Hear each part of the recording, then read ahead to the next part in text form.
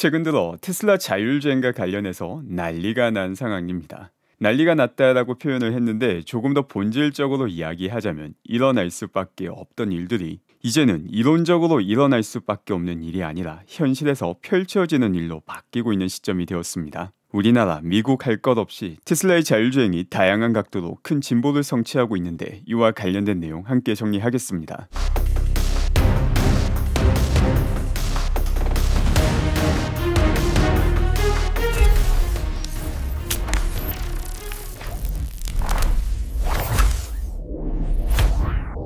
먼저 첫 번째로 살펴볼 내용은 테슬라의 자율주행 코드 안에 숨겨져 있던 재미난 무감독 주행 지역입니다. 테슬라의 공식 자율주행 코드 안에서 사용된 이름을 보게 되면 unsupervised 무감독이라는 이름이 들어가 있습니다. 그리고 이 무감독 자율주행 경로는 단 한 곳이 아니라 다양한 곳에서 목격이 되고 있는데 일단 첫 번째 지역을 보게 되면 샌프란시스코를 대부분 포함하고 있는 베이에어리아 지역입니다. 뿐만 아니라 테슬라의 엔지니어링 헤드쿼터가 있는 펠로알토 주변 역시 unsupervised 무감독이라는 이름의 자율주행 경로가 포함이 되어 있습니다. 해당 내용을 처음 발견한 그린 씨께서는 내부적인 테스트 용도로 사용하는 경로가 아닌가라고 추측을 하였는데 올 연말부터 이제 한 달 남았죠. 무감독 로보택시가 시작된다라는 점을 감안하면 바로 이 무감독 로보택시를 시작하기에 앞서서 해당 경로를 먼저 테스트하는 게 아닌가 생각이 됩니다. 그리고 지난 주말 동안 공식적으로 테슬라의 FSD가 한국에 배포가 되었습니다. 하드웨어 4를 사용하는 미국에서 만들어진 모델 S, X 차량에 배포가 되었습니다. 현재 미국에 배포된 가장 최신 버전 FSD가 14.2인데 한국 같은 경우 버전 14.1.4가 배포가 됨으로써 거의 최신 버전에 가까운 FSD를 지구 반대편에서 경험할 수 있게 되었습니다. 이를 통해서 한국은 7번째로 FSD가 배포된 국가가 되었으며 테슬라는 전 세계 국가를 대상으로 FSD 배포, 확대에 박차를 가하고 있습니다. 미국을 시작으로 캐나다, 중국, 멕시코, 호주, 뉴질랜드 배포에 이어서 한국까지 배포가 된 것입니다. 그리고 한국에서 테슬라 FSD를 가장 먼저 경험한 테슬라 찬님께서 부산에서 FSD 주행 영상 역시 공유하였습니다. 바로 부산 연산교차로 주행 영상입니다. 그동안 테슬라의 FSD를 이야기할 때 부산은 너무나 복잡해서 자율주행이 인간을 대체할 수 없다라는 이야기가 많았습니다. 그 중에서도 복잡한 곳이 부산의 연산교차로입니다. 항공사진을 보게 되면 이게 AI로 만든 이미지인지 무슨 예술작품인지 아니면 동그라미 2개만 더 그리면 그랑조 소환이 되는 건 아닌가 하는 생각마저 드는 게 바로 부산의 연산교차로입니다. 운전하기 어렵다고 소문한 부산에서도 난이도가 가장 높은 곳을 찾아가서 테스트를 진행해 봤는데 테슬라의 자율주행은 대부분 북미 데이터를 통해서 트레이닝 되었음에도 불구하고 가장 난이도가 높은 구역 역시 순조롭게 주행하는 모습을 확인할 수 있습니다. FSD가 너무 쉽게 성공해 버리니까 이 구간이 사실은 쉬운 구간 아닌가 하는 생각마저 듭니다. 어려운 일을 쉽게 보이게 만드는 사람이 전문가이듯 테슬라의 자율주행은 어려운 구간마저 쉽게 보이게 만드는 마술을 보여주고 있습니다. 그리고 일부 구간에서는 사실 운전을 너무 잘해서 조금 민망한 상황이 펼쳐지기도 합니다. 고가 도로를 타기 위해서는 1차로, 2차로로 가야 되는데 테슬라의 FSD는 고가 도로를 타야 되는 상황임에도 불구하고 3차로를 이용하고 있는 상황입니다. 이제 그러다가 나중에 2차로로 들어가야 된다는 것을 깨달은 것인지 혹은 전략적으로 조금 더 빨리 가기 위해서 많은 1차로와 2차로에 있는 차량들을 추월하고 나중에 진입한 양아치 전략을 선택한 것인지는 알 수 없는데 이제 결과적으로 조금 민망한 양아치 전략을 사용하는 듯한 모습이 확인되기도 하였습니다.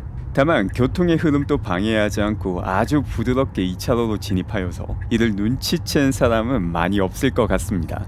그 밖에 부산에서 4층 주차타워 역시 자율주행을 통해서 나가는 모습이 확인되었습니다.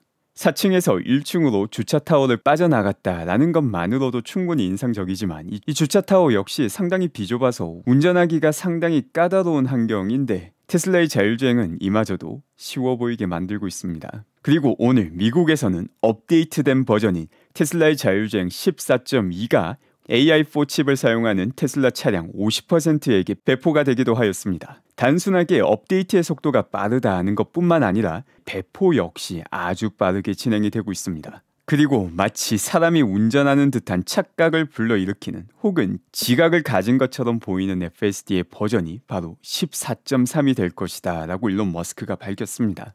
본격적인 무감독 자율주행 혹은 무감독 로보택시, 지각에 있는 자율주행이 몇 주 안에 펼쳐지게 되는 것입니다. 물론 지금 빠르게 확대되고 있는 14.2가 결코 완벽하지는 않습니다. 이번 14.2 릴리즈 노트에서 인상적이었던 내용 중 하나가 사람의 수신호를 더 잘 인식하게 되었다라는 내용이었는데, 실제 수신호 테스트를 해보니 조금 아쉬운 모습이 확인되기도 하였습니다. 이 테스트를 보게 되면 보행자가 확실하게 멈춰달라라는 수신호를 제공했음에도 불구하고 테슬라의 14.2 같은 경우 이를 어떻게 인식했는지 정확히 모르겠지만 충분히 안전한 속도로 옆으로 돌아가는 모습을 보여주고 있습니다. 그럼에도 불구하고 테슬라의 자율주행이 정말 많은 것을 성취했다는 것은 그 누구도 부정할 수 없는 사실입니다. 전 세계 모든 국가에서 테슬라의 자율주행이 돌아가는 것은 이제는 당연시 여기게 된 사실이고, 아주 조그마한 실수에 초점을 맞추고 있는 게 현 시점이고, 이마저도 14.3이 되면 대부분 해결될 가능성이 아주 높은 상황입니다. 지금 현재 시점은 기술적으로는 자율주행 시대가 시작이 되었지만 아직까지 현실에 자율주행이 대규모로 배포가 된 시점은 아닙니다. 그럼에도 불구하고 현재 노르웨이에서는 하루에 500대의 테슬라 차량이 판매가 되고 있습니다. 테슬라의 전기차가 가진 매력만으로도, 그리고 다가오는 자율주행 시대를 대비하고자 하는 사람만으로도 엄청난 수요가 노르웨이에서 발생하고 있다는 것입니다.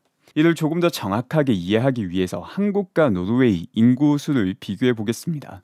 그로키피디아에 따르면 2025년 노르웨이 인구는 560만 명입니다. 그리고 2025년 한국의 인구는 거진 5,200만 명입니다.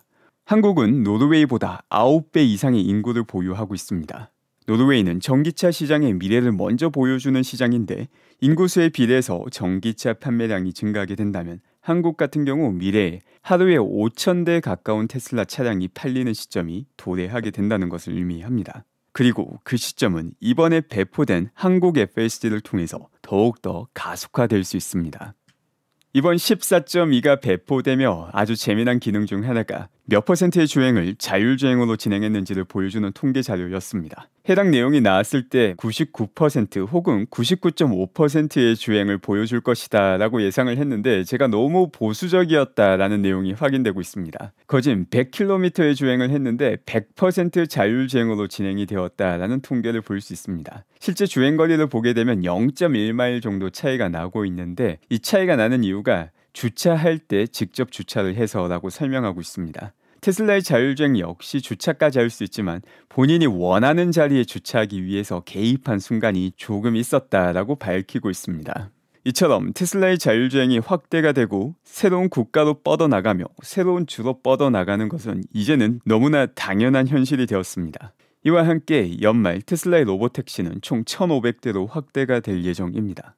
그리고 이 확대를 준비하여서 각 지역별로 몇 대의 로보택시가 운행되고 있는지 이를 트래킹하는 사이트마저 등장하였습니다. 해당 내용을 보게 되면 오스틴에서는 총 29대의 로보택시가 현재까지 확인이 된 상황이고, 베이 같은 경우 총 59대의 로보택시가 확인이 되었습니다. 무감독 로보택시가 시작되기까지 이제 한 달 남은 상황인데, 이 수치만 본다면 1,500대가 상당히 터무니없게 느껴질 수 있습니다. 하지만 현재 로보택시에 사용되고 있는 모든 차량은 모델 Y이고 1,500대의 로보택시 증가라는 것은 벌써 테슬라가 만들고 있는 모델 Y 1,500대만 더 추가로 투입하면 된다는 의미입니다. 이게 바로 웨이모와 테슬라의 본질적인 차이입니다. 지금 이 순간도 테슬라는 천문학적인 FSD 주행 자료를 쌓아나가고 있습니다. 지금까지 누적된 테슬라의 자율주행 데이터는 65억 마일을 넘기고 있습니다. 바로 이 내용에 근거해서 테슬라 공식 계정에서는 테슬라의 자율주행은 이 세상에서 가장 오랫동안 그리고 가장 경험이 많은 운전자이다 라고 이야기합니다. 동시에 테슬라의 자율주행은 사람과 다르게 시간이 지나면 지날수록 주행 능력은 점점 더 높아집니다. 그리고 컨디션과 감정 상태에 따라서 이해하기 힘든 행동을 보이지도 않습니다. 지금 진행되고 있는 최신 버전 FSD 같은 경우 AI4 칩에 집중이 되고 있지만 과거부터 지금까지 테슬라는 AI3 혹은 하드웨어 3 칩 역시 FSD가 가능할 것이라고 밝혔습니다. 한때 하드웨어 3 칩에서는 FSD가 되지 않을 것이다 라는 불확실한 미래에 대해서 불필요한 노이즈가 나오기도 하였지만 역시 시간이 지나고 보니까 부질없는 노이즈였다는 것이 확인되고 있습니다. 현재 테슬라의 고용 페이지를 보게 되면 테슬라 자율주행 모델 경량화 포지션을 채용하고 있습니다. 이는 AI4 칩에서 돌아가고 있는 모델을 더 가볍게 만들어서 AI3 칩에서도 돌릴 수 있게 만드는 작업의 일환입니다. 지금 테슬라가 AI4 칩에 집중하고 있는 이유는 전략적으로 자율주행 시대를 가장 빠르게 열 수 있는 길에 초점을 맞추고 있기 때문입니다. 여기에 초점을 맞춘다라는 것이 하드웨어 3 칩은 자율주행이 불가능하다라는 의미는 결코 아닙니다. 자율주행 시대를 확실하게 열고 여기서 압도적인 승자의 자리를 차지하고 난 다음 이를 바탕으로 하드웨어 3 칩에도 뛰어난 자율주행을 제공해 줄 수 있는 여유를 가질 수 있게 되는 것입니다. 조금만 찬찬히 생각해보면 너무나 당연한 전략이지만 이런 전략에 대해서도 하드웨어 3 칩과 관련된 다양한 노이즈가 나왔다라는 사실을 보게 되면 테슬라와 관련된 노이즈는 필연적으로 항상 나올 수밖에 없다는 걸 다시금 느낄 수 있습니다. 일론 머스크는 다가오는 AI5 그리고 AI6 칩에 대한 정보도 추가로 공개합니다. AI5 칩은 거의 완성이 된 상태이고 이제 AI6 칩을 준비하고 있다고 밝혔습니다. 사실상 AI4 칩만으로도 사람보다 안전한 자율주행은 가능한 상황인데 AI5 칩은 사람보다 수십 배, 수백 배 안전하게 만들게 되는 단계이고 또 휴머노이드에 사용되는 단계입니다. 그리고 AI6부터는 본격적으로 휴머노이드에 사용되는 칩을 준비하는 것이죠. 아쇼크 같은 경우 여기에 더해서 칩 성능에 대한 추가 정보를 공개합니다. 현재 테슬라 자율주행의 핵심 칩인 AI4 칩 같은 경우 1mC에 100만 개의 픽셀을 이해할 수 있다라고 이야기합니다. 단순하게 인식하는 정도가 아니라 이해하고 프로세싱까지 하는데 걸리는 시간이 1mC라는 것입니다. 1mC가 얼마나 빠른 시간인지 이게 감이 잘 안 오실 수 있는데 이걸 정확하게 인지하기 위해서는 직접 이 테스트를 해보시면 됩니다. 지금 보시는 사이트는 구글의 Human Benchmark Reaction Time Test를 검색하시면 해당 사이트로 올 수 있는데 본인의 반응 속도가 얼마나 빠른지를 보여주는 사이트입니다. 이 붉은색이 녹색으로 바뀔 때 클릭을 하면은 본인의 반응 속도를 볼 수 있습니다. 이제 방금 같은 경우는 제가 말을 하면서 진행을 해서 400mC라는 상당히 처참한 기록이 나왔는데 이번에는 숨까지 멈추면서 진행해 보겠습니다. 아니, 열받네. 이게 정말 쉽지 않습니다. 사람의 반응 속도라는 게 10대 중후반부터 20대 초중반까지가 가장 빠르고 시간이 지나면 계속해서 느려질 수밖에 없습니다. 이 사이트를 사용하는 많은 사람들이 있는데 이 많은 사람들의 평균이 273mC입니다. 그리고 중요한 점은 보시다시피 여기서는 색상 바뀌는 거 하나만 인지하는 데 걸리는 시간인데도 이 정도 시간이 걸리는데 테슬라의 AI4 칩 같은 경우 1mC 만에 단순히 색상 바뀌는 게 아니라 100만 개의 픽셀을 정확하게 이해할 수 있습니다. 사람과 비교해보면 이 비교 자체가 되지 않는다는 걸 볼 수 있죠. 그 밖에 소이어 씨께서 이메일로 확인한 내용입니다. 네바다 DMV에서 테슬라 자율주행 자가인증 과정이 완료가 되었다는 사실이 확인이 되었습니다. 네바다 교통당국 상업 로보택시 라이드 헤일링 서비스 승인 필요만 남아있으며 이 최종 승인 후 네바다에서도 공도에서 로보택시 서비스를 시작할 수 있습니다. 테슬라 로보택시와 관련해서 확장이 느리니 어쩌니 하는 이야기가 나왔지만 전혀 상관없이 순조롭게 진행이 되고 있다는 걸 소이어 씨께서 직접 확인하였습니다.